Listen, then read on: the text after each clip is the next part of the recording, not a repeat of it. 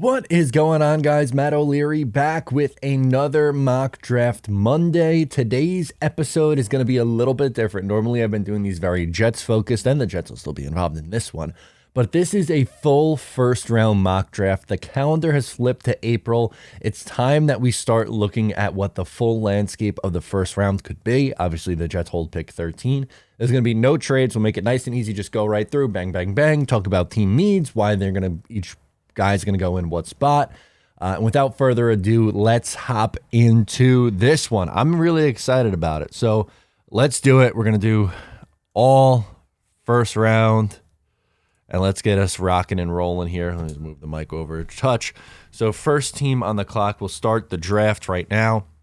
First team on the clock is the Carolina Panthers. And to be quite honest with you, CJ Stroud feels like he's going to go number one overall. First and foremost, he's my number one quarterback. But when there's, what's the line? When there's smoke, there's fire. And it just feels like that's who's going to end up going first overall, which puts the Texans in a good spot because it feels like they've wanted Bryce Young for a very, very long time. They did not land the number one overall pick, but they still land their guy in Bryce Young. They need a quarterback. This one seems like an obvious fit for a ton of reasons. So 1 and 2. No trades in this one, so they're going to stay put, the Arizona Cardinals, and they just need talent on this team. And they need talent on the defensive side of the ball, on that defensive line. And to me, Jalen Carter might fall slightly. He was looked at by some as the best player in this draft. I think he falls a little bit. I'll tell you where he goes in just a little bit here. But Will Anderson coming off the board. They lost J.J. Watt to retirement. Landing an edge at this caliber, a guy who could be an immediate plug and play. And hey, Alabama, back to back with picks number 2 and number 3. That puts the Indianapolis Colts up on the clock at pick 4. They very obviously need a quarterback. And if you're going to go where there's smoke, there's fire. Will Levis feels like he's going to be the pick.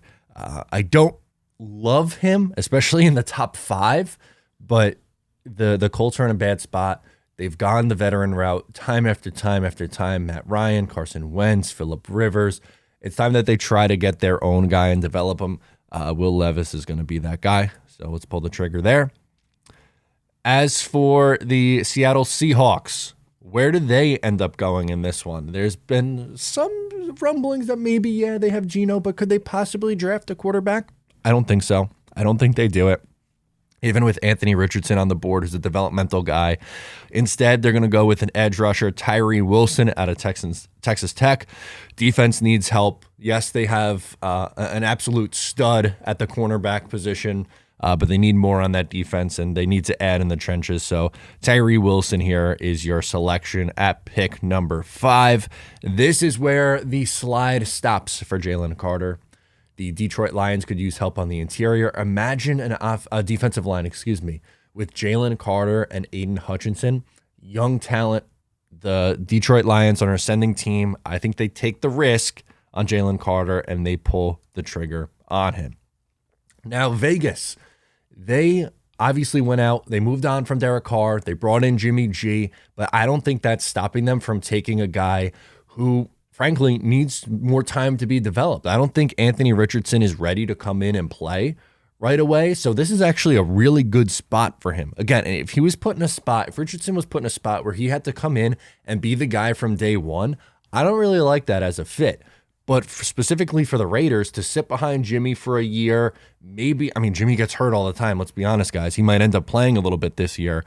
I love this fit. I really do.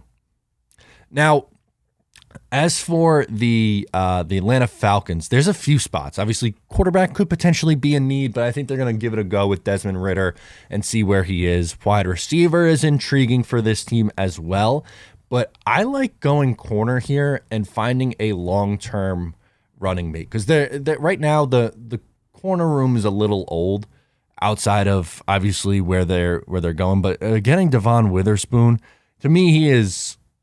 I don't know if it's fair to say that he's going to be like Sauce Gardner, but he's my number 1 corner in this class. He's a riser. I think he's going to be a damn good player at the next level, and that's a nice cornerback duo for the long term right there. Okay, this one seems so obvious to me what the position they're going to go with at least. They need offensive line help. Now, my personal preference, I like Paris Johnson the best at tackle, over Peter Skoronski, but Skoronski's, went to Northwestern, so went to college in the area, and he can play anywhere on the offensive line. So his versatility is going to be what makes him go ahead of Paris Johnson. So Skoronski's going to be the pick. He could play tackle. He could play guard. I think he can play tackle at the next level, and he goes off the board at pick number 9. Now, it's very hard to find needs on the Philadelphia Eagles because they are such a really, really good team. But corner, now they almost lost both of their corners, but they brought them back. Bradbury's back, Slay's back, but they're both veterans. They're both getting up there in age. And when you have the luxury of having 2 first-round picks but not having a lot of holes, you can draft someone and not really have it be for the immediate this year. So this is where I think Christian Gonzalez comes off the board. They need a long-term answer at corner. The guy can play. They'll find a spot for him on the field as a rookie. And then, beyond that, I don't know how much longer those guys are going to be kicking around. So he rounds out the top 10. Now to pick number 11. I know wide receiver is an obvious need for this team, but so is the offensive line. They decided to move on from Taylor Lewan at left tackle. They need a left tackle so badly. And Paris Johnson Jr., in my opinion, the best left tackle in the class, comes off the board here as a no-brainer. Interestingly enough, for the Houston Texans, they also could use help on the defensive line.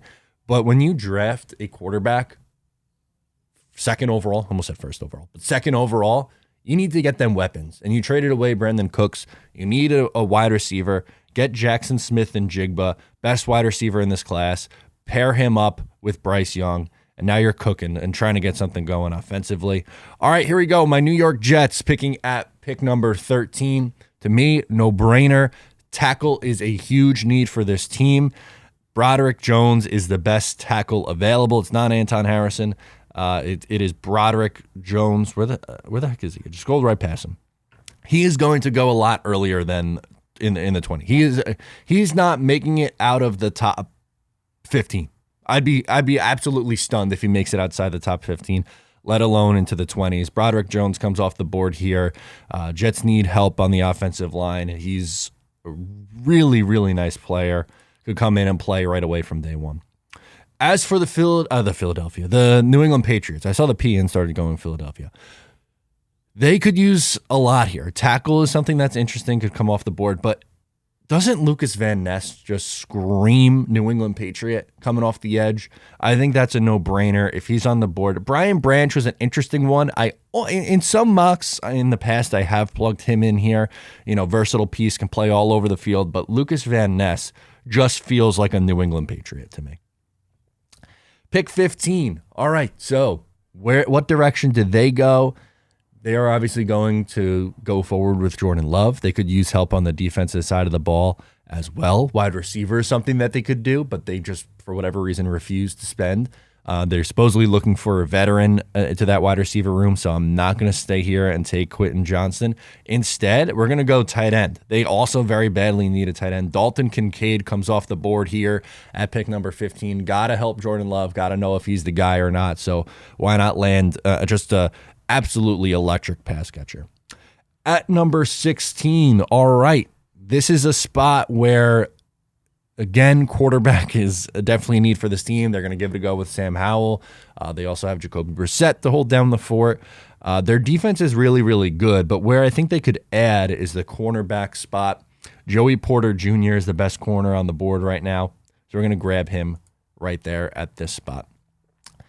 All right, moving on to pick number 17, the Pittsburgh Steelers. They have a young quarterback in Kenny Pickett. Their tackles aren't great. Best tackle on the board at this spot, to me, is Anton Harrison. You could go with someone like, if you scroll down a little bit, DeJuan Jones, or even if you scroll down a little bit more, there's another tackle who I think could potentially go in the first round that's not Bergeron. Who the heck is it? Why am I blanking on it?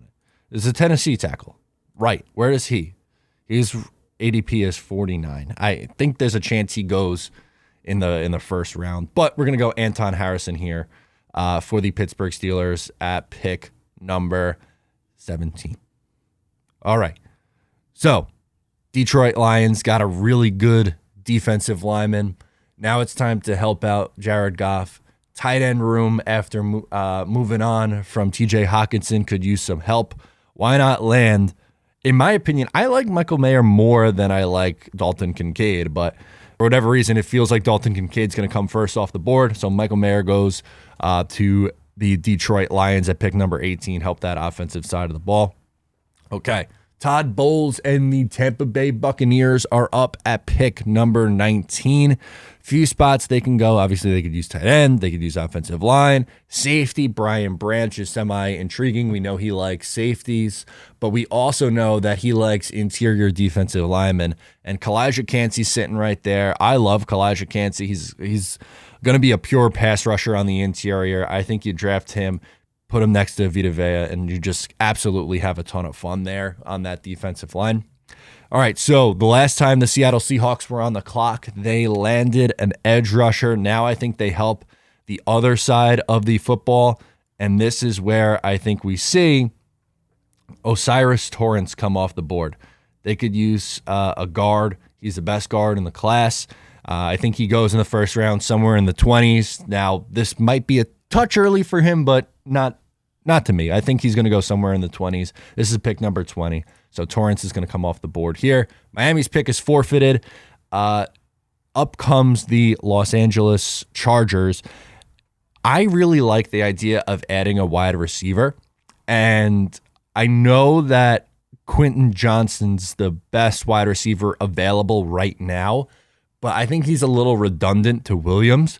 So I'm going to go with Zay Flowers, who I think is a seamless fit in here and would be a really nice addition for that Chargers offense. Could they go tackle? Yes, absolutely. That's a position that I thought of going for them, but I think they go offense heavy, weapons heavy for their guy, Justin Herbert. Pick 22. This is where I think we finally see Nolan Smith come off the board. He has a ton of potential. He's just way undersized. He's extremely athletic. Seems like a guy that the Baltimore Ravens would absolutely love to add on that defense. Good on Nolan Smith here for coming off the board at 22. Can he go earlier than 22? Yes, but because of his size, like I've seen him as a top 10 pick. I can't justify him as a top 15 pick because of the size. Definitely a first rounder. I think it's pick 22 to Baltimore. Minnesota Vikings, all right, they need another wide receiver, but they also need a corner. Their corner room stinks. So Deonte Banks is going to come off the board here and go to the Minnesota Vikings. Pick number 24 and the Jacksonville Jaguars. You could get some help for Trevor Lawrence. They could use some help on the interior, the offensive line. They could also use a versatile defensive back, which is where Brian Branch comes into play. He's a safety who also plays in the slot. He kind of just is a chess piece that you can move all over your defense, and one that I think makes a ton of sense there. Now, this is potentially a home run for the New York Giants, as Quentin Johnston's still on the board here at pick number 25. They really need wide receiver help. They could also use a center, but I say they wait until the round 2 to try to get their center, and Quentin Johnston comes off the board to try to help Daniel Jones in this offense. Extremely, extremely tempting to go Bijan Robinson here for the Dallas Cowboys. That seems like a Jerry Jones pick. But with Tony Pollard coming back, yes, it's just on the franchise tag. It's a 1-year deal, but I would like to see them add on the interior of their defensive line. And Brian Breesy's the guy who just stands right out to me at pick number 26. You grab him, he comes off the board there. This one, you could see them go defensive back. Obviously, PFF lists that as a need for the Buffalo Bills, but I really would like for them, obviously not as a Jets fan, but for them, they should draft Bijan Robinson. Their run game is absolutely terrible outside of Josh Allen. It would be wise for them to add an absolute stud, someone who could catch out of the backfield as well, be utilized in the pass game. That would bring their offense to the next level, and it's something that they should, I don't know if they will, but it's something they should consider doing. Not a big draft a running back in the first round kind of guy, but when you get to this point, it's late in the first round. The Buffalo Bills have a really good roster outside of that. I'm good with them taking a running back here. Pick number 28. Okay, so this is another one where you can go, like, obviously they could use help on the interior of the defensive line. They could really use a tight end, but they could also use a right tackle because Lyle Collins wasn't very good for them last year. And for whatever reason, Jonah Williams just refuses to play right tackle. So let's draft DeJuan Jones, who just is an absolute mammoth of a human being, and you put him on the right side. And I think that really shores up your offensive line and keeps Joe Burrow upright, which is extremely important. New Orleans, they could use help in a few different spots, but I think on the defensive line specifically, Miles Murphy is the best guy on the defensive line available right now. Pull the trigger on him, rounding out towards the back end of the first round seems like a good spot for him to go. He was ranked much, much higher early on in the process, but has kind of dropped a little bit. Still think he's a first rounder. The Philadelphia Eagles, again, this is going to be a luxury pick for them, but adding a third receiver to help Jalen Hurts in this offense would be an absolute home run. And the best one on the board right now is Jordan Addison. Adding him, so you get really two kind of luxury picks, but Jordan Addison and at pick number 10, they landed Christian Gonzalez. Two really nice picks and trying to help you win now, but also help you in the future down the line as well. And rounding out the first round, the defending champion Kansas City Chiefs, they could use help on the interior of their defensive line. Yes, they have Jones, but outside of that, not very good. And this is where I think you could see Mazi Smith come off the board. So that is my first round. You have C.J. Stroud, Bryce Young, Will Anderson, Will Levis, Tyree Wilson, Jalen Carter, 6, Anthony Richardson, Devon Witherspoon, Peter Skoronski, Christian Gonzalez, rounding out the top 10. The Jets land Broderick Jones. Lucas Van Ness just feels like a New England Patriot. Come on down.